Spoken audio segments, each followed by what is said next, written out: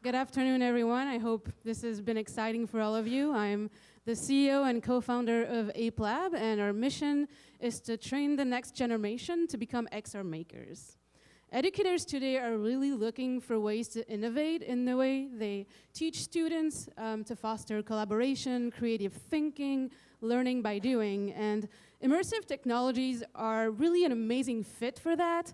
But the reality is educators are struggling really to find tools and resources that are adapted to the classroom context. So my team and I, we built Zoe. It's an immersive creation platform dedicated to the classroom. We piloted Zoe last summer in a middle school in California. The kids from 12 to 15 years old had 4 days to build, design, and program a virtual reality game from scratch.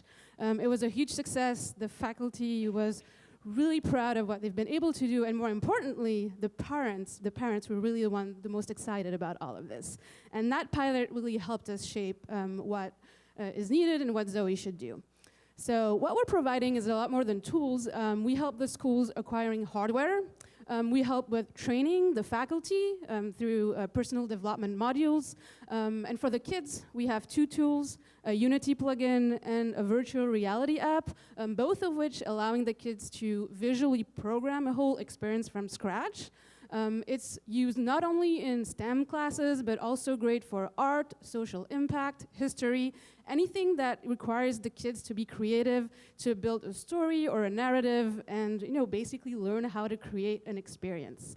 And we're also focusing a lot on sharing the experiences, being multi-user, and allowing the schools to collaborate together and share the content the kids have created.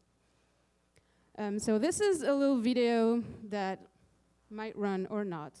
I will try to make it run for you. All right, so this video shows a little bit what the virtual reality app looks like. Here she's able to very simply visually program her experience from scratch. Currently it's running on the Oculus Quest, but our vision is for Zoe to be completely cross-platform. So whether you're working on a Magic Leap, a HoloLens, an Oculus Quest, or a mobile device, it doesn't matter. Everyone should be able to create smoothly together. A lot of the immersive apps that we have today, they focus a lot on 3D art and animation, and our value proposition is really in the visual programming system that we have. It's very similar to other apps like Minecraft or Roblox, but with pedagogy in mind, which is very important to us. Zoe falls into the edtech market. Today, AR and VR take about $2 billion in the edtech market, and it's predicted to grow up to $12.6 billion. And when our computers are replaced by headsets, which I really believe it will, that number is actually going to grow tremendously and almost take that whole pie. My team and I, we met a long time ago. We met 10 years ago, actually, at university. We're interaction designers. We met during our master's degree there.